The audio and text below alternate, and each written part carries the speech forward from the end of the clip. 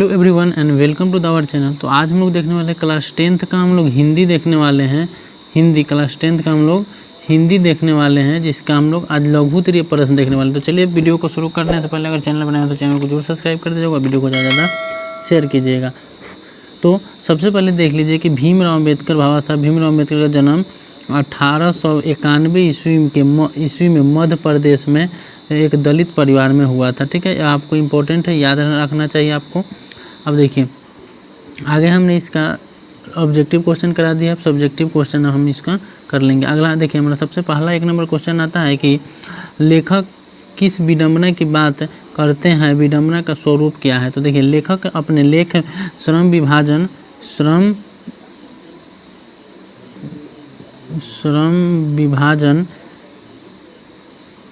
एक मिनट, हाँ चलिए, लेखक अपने लेख श्रम विभाजन और जाति प्रथा में आधुनिक युग में जातिवाद के पोषक होने की विडंबना की बात करते हैं।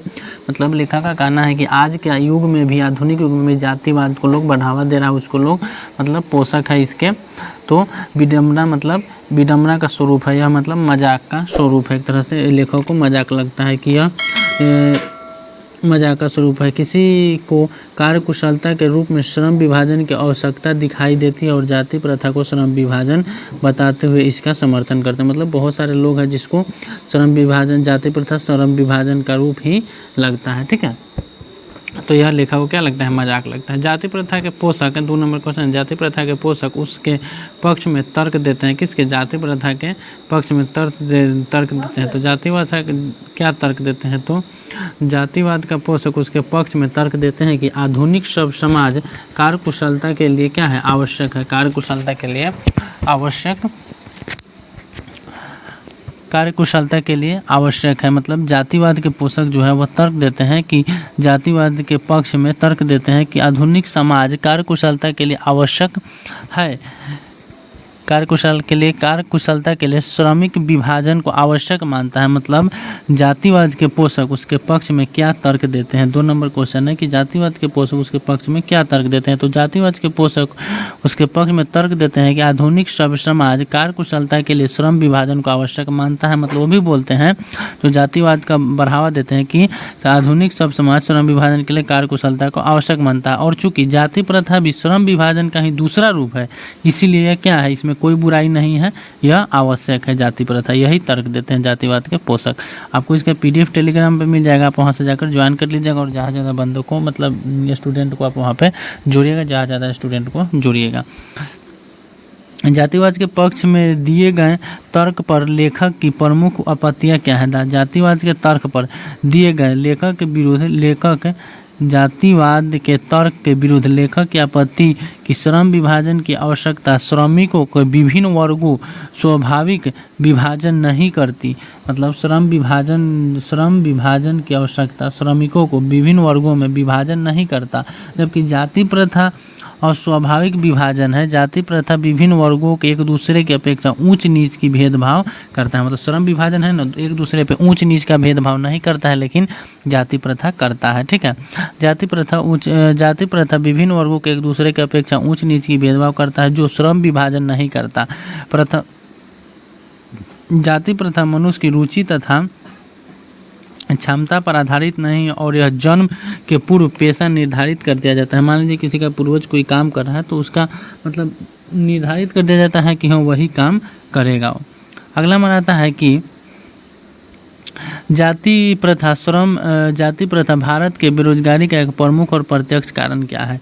तो जाति प्रथा आधुनिक युग में उद्योग धंधों पर प्रतिक्रिया व तकनीकी के निरंतर विकास से कभी कभी अचानक, कभी कभी अकस्मात परिवर्तन हो जाता है। मतलब कभी कभी होता है क्या कि कोई कंपनी में एडवांस मशीनें आ गई, कोई आ गया, तो अगर आप उस कंपनी में कोई काम कर रहे हैं तो आपको हो सकता है कि वो छोड़ना पड़े, वह काम को बदलना पड़े, तो जिससे व्यक्ति को अपना पेशे बदलने की आवश्यकता होती है। जाति प्रथा में यह व्यवस्था नहीं है। किसी काम में पारंगत होने के बावजूद भी वह अपने जाति को, पेशा को नहीं बदल सकता। मान लीजिए कि कोई बढ़ई है, ठीक है, कोई बढ़ई जो कि कुर्सी टेबल बनाता है, लेकिन कोई दूसरा कोई जाति है, सपोज मतलब कोई है जो वो भी जानता है कुर्सी टेबल बनाना, लेकिन उसकी जाति के लोग वो मतलब उसका जो जाति है वह जाति प्रथा नहीं अनुमति देती है कि आप वह काम करें। ठीक है, तो किसी काम में पारंगत होने के बावजूद भी जाति प्रथा अलग काम करने की अनुमति अवसर नहीं देती है। इस प्रकार जाति प्रथा भारत में बेरोजगारी का एक प्रमुख कारण डिफिनिट है कि वो बेरोजगार बैठेगा नहीं करेगा, तो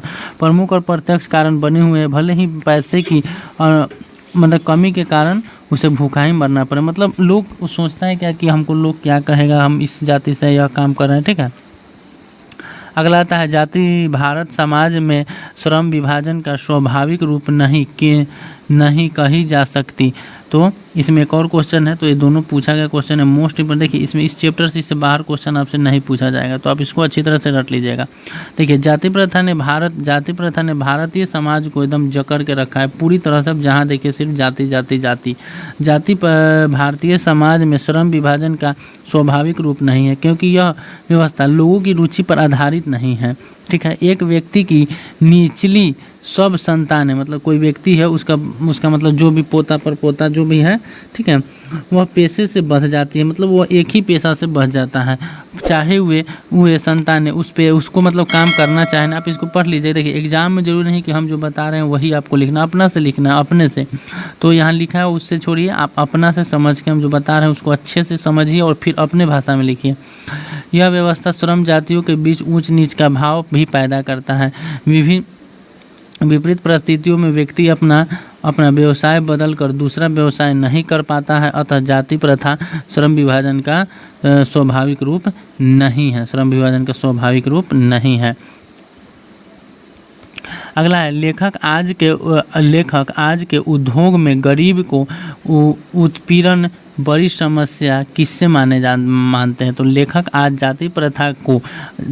जाति प्रथा को आज उद्योग में गरीबों की उत्पीड़न से बड़ी समस्या मानते हैं, मतलब उद्योग में गरीबों का उत्पीड़न से बड़ी समस्या मानते हैं। इसका प्रमुख कारण जाति प्रथा है। व्यक्ति की स्वयं रुचि और निपुणता की परवाह नहीं की जाती, मतलब उसमें जाति प्रथा में मतलब समझिए कि उद्योग धंधों में कोई गरीब नहीं काम कर पा रहे, तो इसका कारण क्या है, जाति प्रथा। इसमें किसी व्यक्ति को जो क्या है कि उसकी निपुणता को ध्यान नहीं दिया जाता है कि यह कौन काम करने के लायक है। व्यक्ति अपने सामर्थ्य के अनुसार कोई भी पेशा अपना नहीं सकता है, मतलब कोई भी आदमी, जैसे देखिए अभी हम पढ़े तो हम टीचर हैं, हो सकता है कोई इंजीनियर बनता है तो हम बन जाते, लेकिन पहले ऐसा नहीं था। रुचि के कारण व्यक्ति की क्षमता घटने लगती है और धीरे धीरे वह काम को टाल देता है। डिफिनिट है कि कोई जो रुचि किसी को फुटबॉल खेलने में, उसको कहेगा नहीं बैट बॉल खेलो तो खेलेगा ही नहीं, वह काम को करेगा ही नहीं, मान लीजिए एक तरह से, तो वह टाल देगा। अर्थात आर्थिक दृष्टि से भी जाति प्रथा खतरनाक है, तो वह काम नहीं करेगा, पैसा नहीं आएगा तो आर्थिक तंगी से वह जूझेगा, तो यह इसलिए जाति प्रथा एक खतरनाक है। लेखक ने पाठ में किन प्रमुख पहलुओं को जाति प्रथा को एक हानिकारक प्रथा के रूप में दिखाया है। तो जाति प्रथा को लेखक ने सामाजिक, व्यक्तिगत, आर्थिक, रचनात्मक एवं व्यावसायिक पहलुओं से हानिकारक रूप देखा है। सामाजिक रूप में यह ऊंच नीच का स्तर पैदा करता है। सही बात है, समाज में ऊंच नीच का स्तर पैदा करता है जाति प्रथा। अगला हमारा आता है कि व्यक्तिगत रूप से व्यक्ति की रुचि क्षमता का अवहेलना करती है, मतलब व्यक्तिगत हिसाब से कोई व्यक्ति कोई काम करने का रुचि है लेकिन वह काम कर नहीं सकता। आर्थिक रूप से पूर्ण निर्धारित पेशे में व्यक्ति को जीने मरने के लिए बांध देता है और उसका रुचि के हिसाब से काम नहीं करता है तो वह नहीं कर पाता है, तो उसमें आर्थिक स्थिति में कमी आती है। व्यावसायिक रूप से यह पेशे में बदलने की गुंजाइश नहीं देता है, जो एक बार जो पेशा है वही पेशा आपको करना है। रचनात्मक रूप से यह सामाजिक गतिशील को अवरुद्ध करती है, मतलब सामाजिक में कोई काम नहीं होने देता है। 8 नंबर क्वेश्चन है, सच्चे लोकतंत्र की स्थापना के लिए लेखक ने किन विशेषताओं को आवश्यक माना है। देख, सच्चे लोकतंत्र के लिए स्थापनाओं के लिए लेखक ने किन विशेषताओं को आवश्यक माना है। सच्चे लोकतंत्र की स्थापना के लिए समाज में इतनी गतिशीलता होनी चाहिए, इतनी गतिशीलता आवश्यक है कि ताकि आवश्यक परिवर्तन समाज के एक छोर से दूसरे तक पहुंच सके, मतलब समाज में इतनी गतिशीलता होनी चाहिए कि मतलब जो कोई भी परिवर्तन हो तो वह सब में हो, सबको होनी चाहिए। इसीलिए समाज स्वतंत्रता, समता तथा प्रभुता पर आधारित हो। ठीक है, प्रभुता पर आधारित हो, बहुविधि हिस्से में सबका भाग हो तथा उसकी रक्षा के प्रति सब सहज रहें। समाज में सब क्या मतलब सभी को एकजुट होकर रहना चाहिए, मतलब कोई छूत छात का व्यवहार नहीं करना चाहिए छोटा बड़ा का। समाज में आबंध संपर्क साधना उपलब्ध हो, मतलब इसी तरह समाज कथी हो सच्चे लोकतंत्र की स्थापना हो सकती है, सब एकता में रहेंगे। अगला हमारा आता है कि लेखक के अनुसार समाज में किस प्रकार की गतिशीलता होनी चाहिए। तो लेखक के अनुसार आदर्श समाज में इतनी गतिशीलता होनी चाहिए जिससे कोई वांछित परिवर्तन समाज के एक छोर से दूसरे छोर तक संचरित हो सके। ऐसे समाज के बहुविधि हिस्से में सबका भाग होनी चाहिए, सबकी उतनी क्षमता के प्रति सहज रहना चाहिए, उसकी क्षमता के प्रति किसी काम के सहज रहना चाहिए। सामाजिक जीवन में आबंध संपर्क करके अनेक साधन व अवसर उपलब्ध होनी, ये कौन बोलते हैं, लेखक का यह मानना है। अगला हमारा 10 नंबर क्वेश्चन है, कुशल व्यक्ति या सक्षम श्रमिक समाज के निर्माण के लिए क्या आवश्यक है। तो कुशल व्यक्ति या सक्षम श्रमिक समाज के निर्माण के लिए आवश्यक है कि हम व्यक्ति की क्षमता और इसकी सीमा तक विकसित करें जिससे वह अपने पेशे कार्य का चुनाव स्वयं कर सके। मतलब चाहिए लेखक के अनुसार चाहिए कि हर व्यक्ति को स्वतंत्रता होना चाहिए कि वो अपने हिसाब से कोई काम करे ताकि वह अच्छे से ईमानदारी से काम करेगा। तो देखिए आपका यह 10 क्वेश्चन था, मोस्ट इंपॉर्टेंट 10 क्वेश्चन था आपका इस चैप्टर से। इससे बाहर कोई क्वेश्चन नहीं आने वाला, आप इसको अच्छी तरह से याद कर लीजिएगा। और देखिए आपको इसका टेलीग्राम मिल जाएगा, कहाँ पे आपको टेलीग्राम पे इसका PDF मिल जाएगा। व्हाट्सएप ग्रुप में जुड़ जाइएगा, नहीं जुड़े हैं तो आपको लिंक डिस्क्रिप्शन में मिल जाएगा उसका। तो चलिए मिलते हैं कल अगले चैप्टर अगले वीडियो में, तब तक के लिए जय हिंद।